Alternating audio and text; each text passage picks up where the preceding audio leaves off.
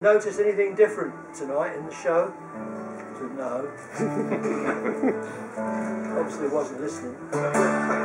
So, I'm a great friend of Pete Atkin. I'm absolutely obsessed with his music. Him and Clive James. Anybody here know the work of Pete Atkin and Clive James? And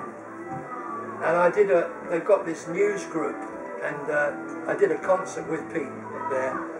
And all his fans were there, and they're all these disgruntled wives who hated Pete Atkin because all they ever heard around the house was his bloody Pete Atkin songs, and they just couldn't cope with it, you know. But that's the nature, isn't it, of us blokes with our heroes. We just go on and on and on. So if I was going to play Nobody Knows You When You're Down and Out, I'd mix up the thump with the few bits I have got, like pitch or the arpeggio, the strum. Oh, there's one more thing I do that Big Bill Brunsey used to do, and that's I pull the finger across the strings and damp it like that. Nothing special at all. So everything that's going on is all very simple. It's making a lot out of very little. So instead of just going, slipped into doing something there. Da, da, da, da. So I would start off with, just to explain how I would sort of put it together, without being able to play any lead. I might do that to start with. And I seem to do a wallop as well, I can't control that. Might do an arpeggio there, or maybe not. Yeah, I'll probably do that, or I might go.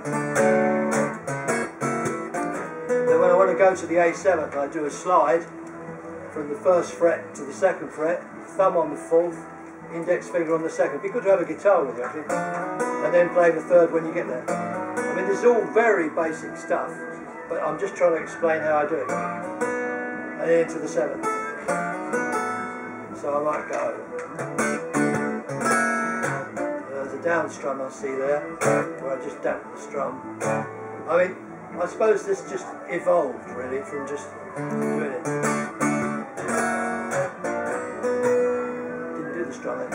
Go to long A to the A7, and then I always play D minor because I learned it from a book in 1957, and it shows you how to play D minor like that. And I'm sure that most guitar books tell you to play D minor like, can't do it like that, don't they? So it'd be good to do both, I guess, but I've always played it like that. I can see the bloody thing, which gives you this extra finger, especially if you're in drop D, to do stuff. And furthermore, you can then turn the D minor chord into a 4-string chord, add the F. So you've got that version of D minor, which I tend to use all the time. So if you move it up a couple of frets, you've got an E minor. So you can then play the bass string quite happily.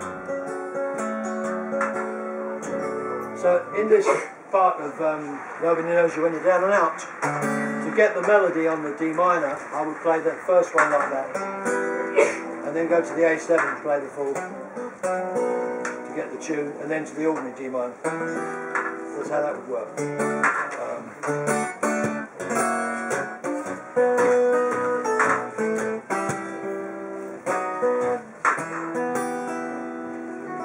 Then the basic C to diminish, and then I'll do a little bit, twiddle a bit from the ragtime down to the A, and in the D7 I'll probably go to C there,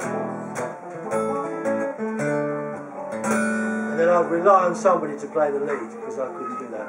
So as I live a life of a million, spending my money I didn't care.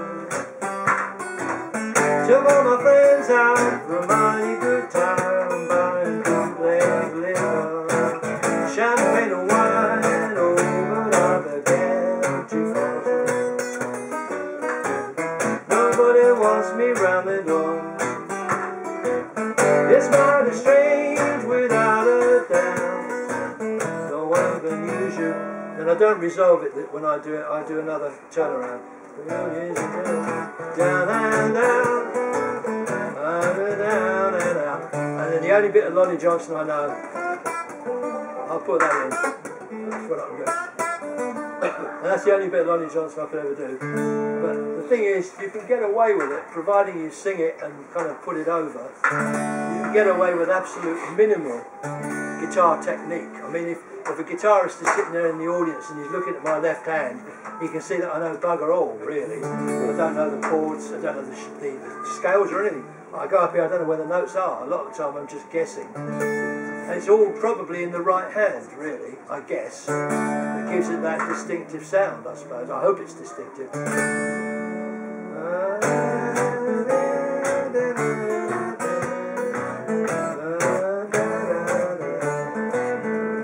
Classical. I saw Clive Palmer do that on the banjo once. I thought, that's cool, I'll do that.